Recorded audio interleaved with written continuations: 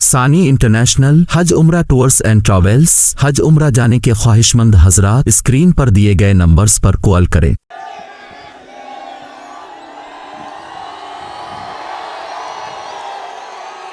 अस्सलाम वालेकुम व रहमतुल्लाहि व बरकातहू। स्टेज पर मौजूद मजलिस इत्तेहादुल मुस्लिमीन के हमारे क़ायद जनाब बैरिस्टर असदुद्दीन अवैसी साहब, मौलाना महफूज़ुर रहमान साहब, तमाम मजलिस के ज़िम्मेदारान, नौजवानों और साथियों, जो लड़के सामने बैठे हैं, अगर पीछे आप बैठ जाएंगे तो पीछे वालों को दिक्कत नहीं होगी, मेहरबानी करके बैठ जाइए।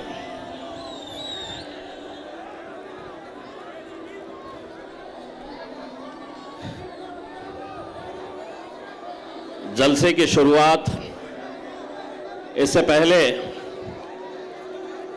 भारतीय जनता पार्टी के नेता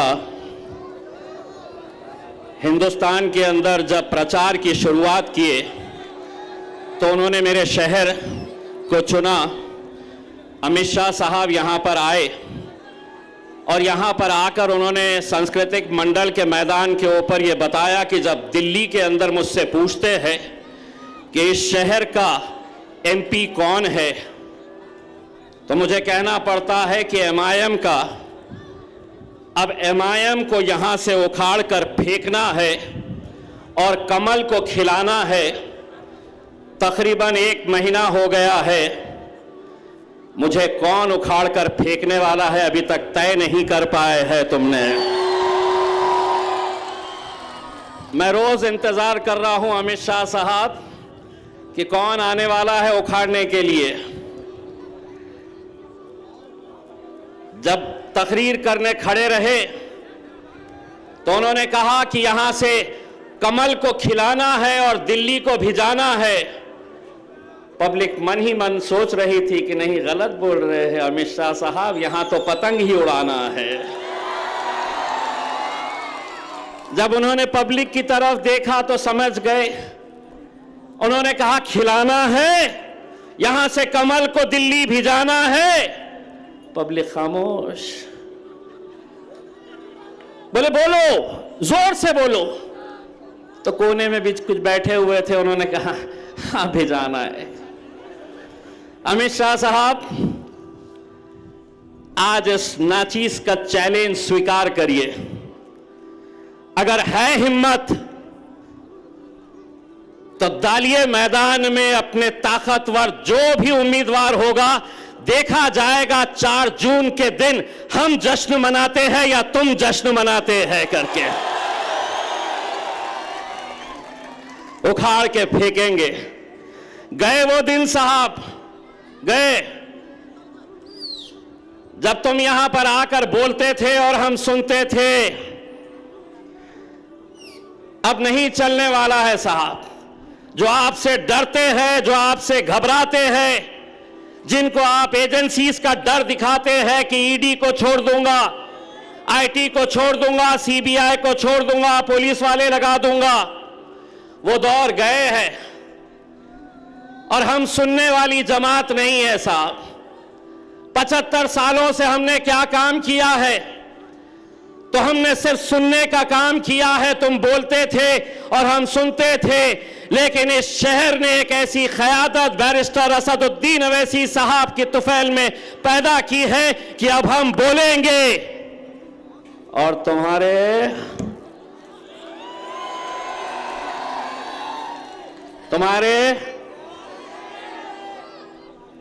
पप्पा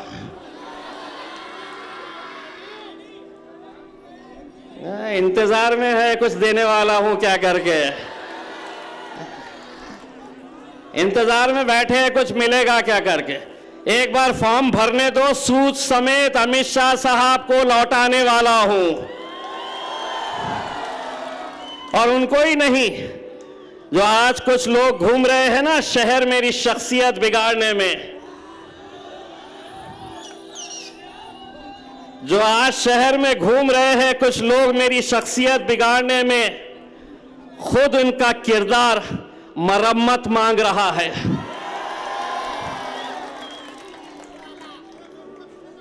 मेरे भाइयों, मैं आप लोगों का सबसे पहले तो तहे दिल से शुक्रिया अदा करना चाहता हूं।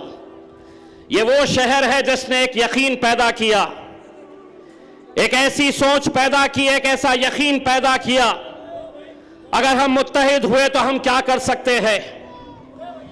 ये वही शहर है जब 2019 के अंदर हम जब लड़ने के लिए आए थे तो यहीं पर होटलों में बैठा जाता था, चौराहों के ऊपर बैठा जाता था। जिन्होंने तुम्हारी क़यादत को खत्म किया, आखिरी मेंबर ऑफ पार्लियामेंट, यहां जितने लोग हैं, जितने नौजवान मौजूद हैं, शायद वो उस वक्त पैदा भी नहीं हुए थे। 1980 44 साल पहले की बात कर रहा हूं। 1980 के अंदर गाजी सलीम साहब इस शहर से आखिरी आपके मेंबर ऑफ पार्लियामेंट थे। उसके बाद क्या हुआ? वही हुआ जो 2019 के अंदर हमारे अपने ही लोग बैठ जाते थे चबूतरों के ऊपर, होटलों में बैठकर। आता क्या?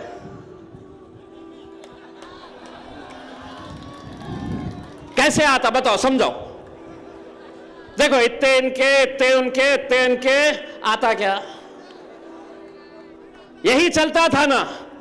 पूरे जहनों के अंदर बात डालने की कोशिश करते थे कि कुछ भी कर लो, यहां से तुम्हारा एमपी चुनकर नहीं आ सकता था। अरे तुम्हारे आंकड़े इस जमीन के ऊपर थे, मेरा हिसाब तो ऊपर वाला कर रहा था। और कैसे हैं वो लोग जिन्हें अपने ही ईमान के ऊपर यकीन नहीं है?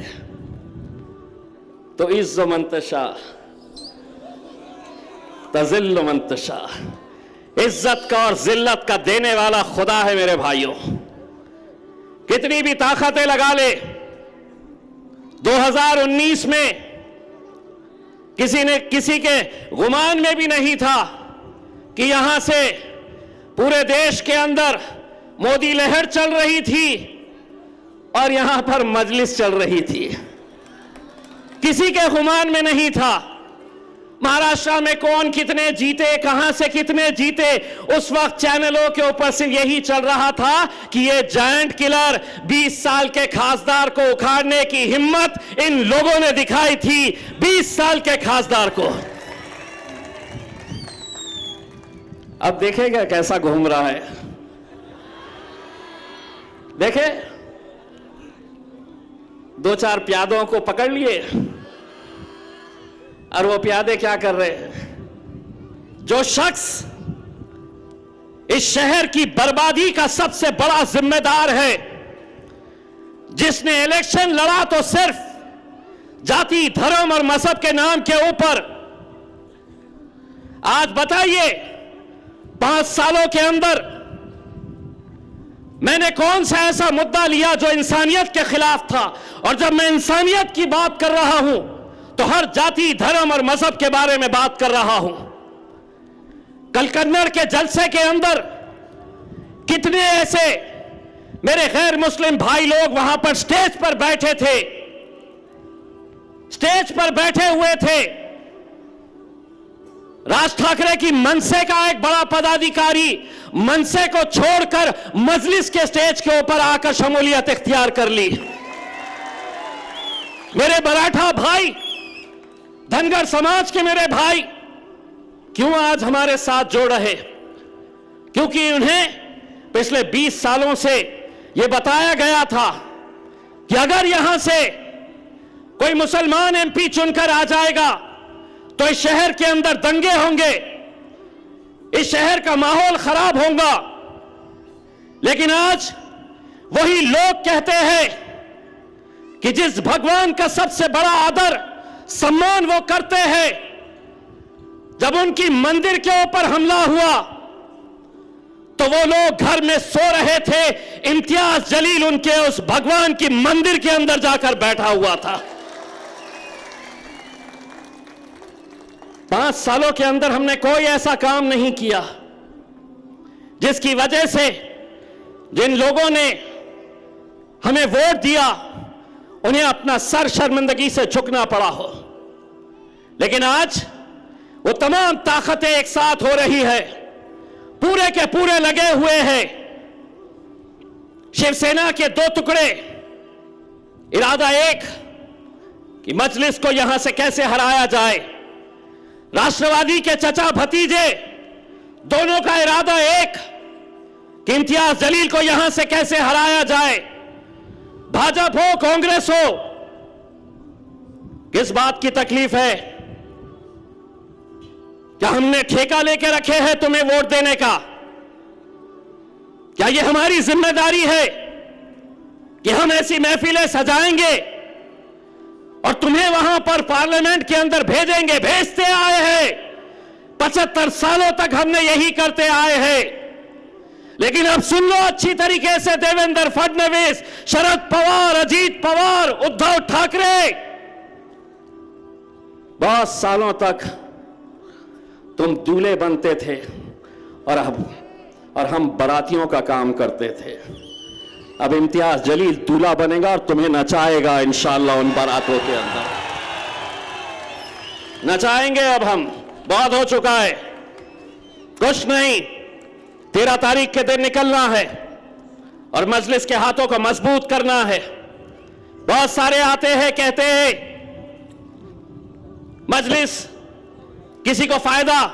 543 सीटें हैं पूरे देश भर में, 543 लोकसभा के एमपीज हैं।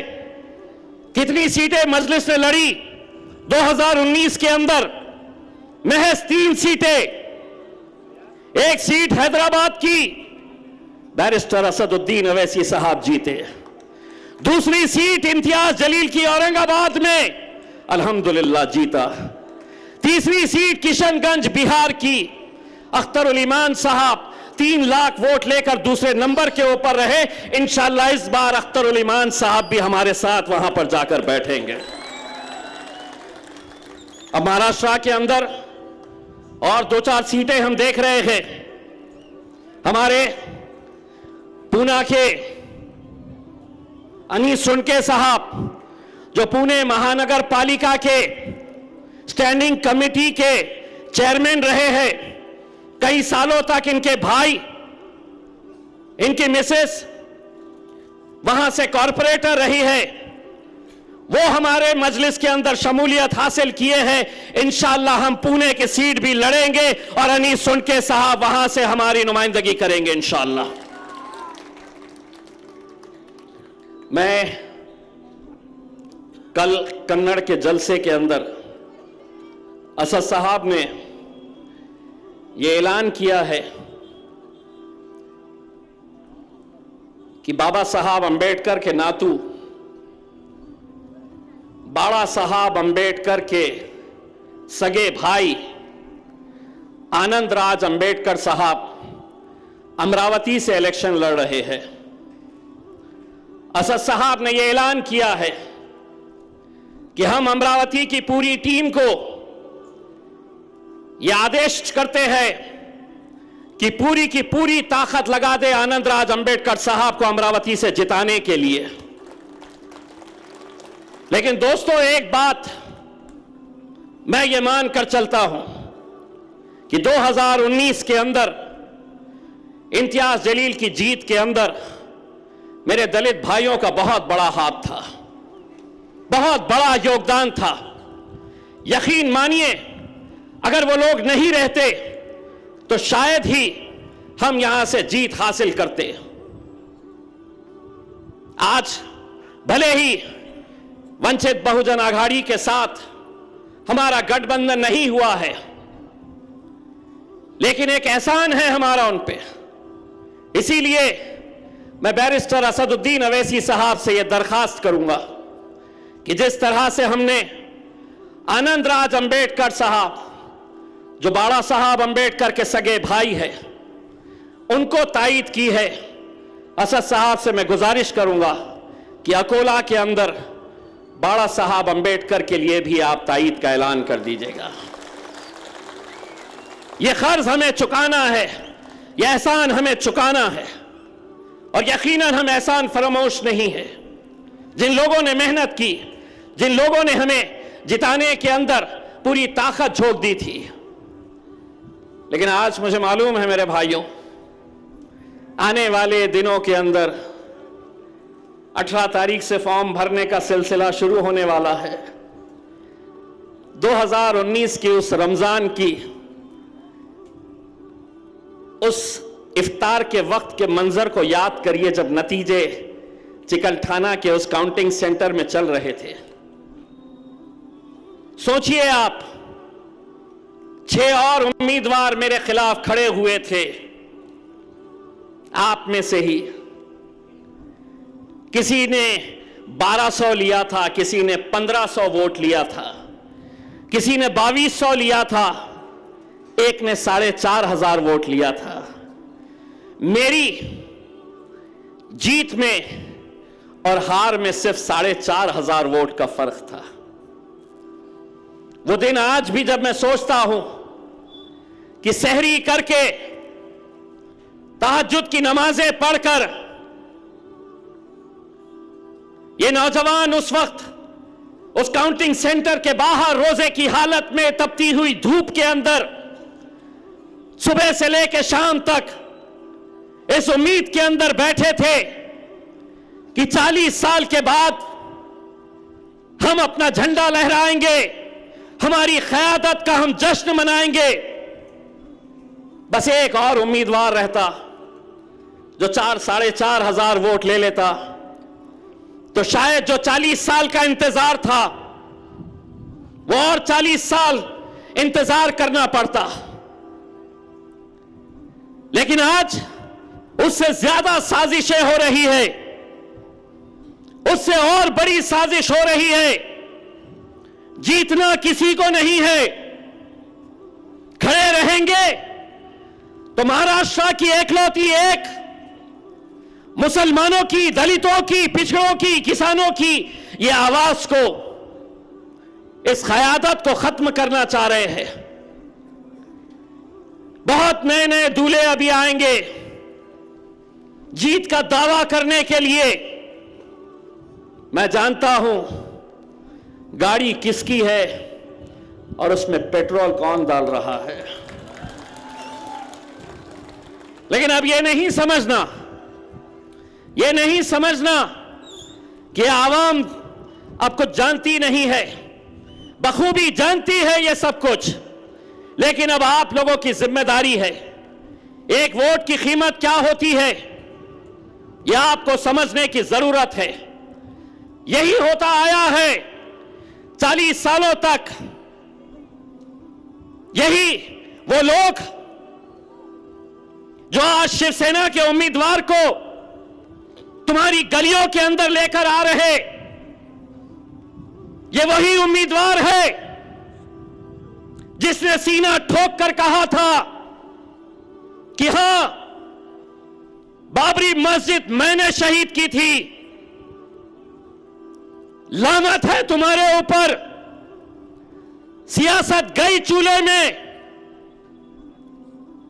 लेकिन अगर चंद रुपयों की खातिर तुम अपना जमीर बेच रहे हैं तो इम्तियाज जलील तुम्हारे लिए सड़क पर खड़े रहकर भीख मांगेगा और वो पैसे तुम्हारे मुंह पर फेंक कर मारेगा। कौम का सौदा मत करो। यही सौदा करते करते एक पूरी नस्ल निकल गई, पूरी नस्ल खत्म हो गई। वही धंधे, वही साजिशें, यहां से मुझे गिराओ, हैदराबाद से असद साहब को गिराओ। कब तक मेरे भाइयों, कब तक? क्या आपको यह इख्तियार नहीं है अपनी क़यादत खड़े करने का? पूछो उन लीडरों से, क्या मेरा काम सिर्फ एक मशीन की तरह हर 5 साल के बाद तुम्हें वोट डालने का है? अगर किसी एक पार्टी ने अगर मुसलमानों को टिकट नहीं दी है तो उन्हें मुसलमानों के इलाकों के अंदर आने का इख्तियार भी नहीं होना चाहिए। लेकिन आएंगे क्योंकि अफसोस के साथ यह कहना पड़ता है कि बाजारों में आज अगर कोई जानवर खरीदने के लिए जाओ तो शायद उसकी कीमत ज्यादा होगी। इन्होंने अपना भाव उन जानवरों से भी कम कर दिया है।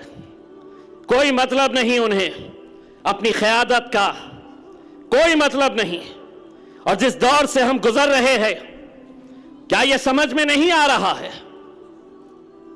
आने वाला वक्त कैसा होगा? आने वाले वक्त के अंदर कैसे कैसे कानून लाने वाले हैं।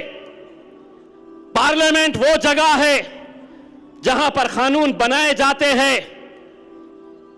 नचनियों का कोठा नहीं है वहां पर नाचने के लिए जाने का सोच रहे अगर कोई तो।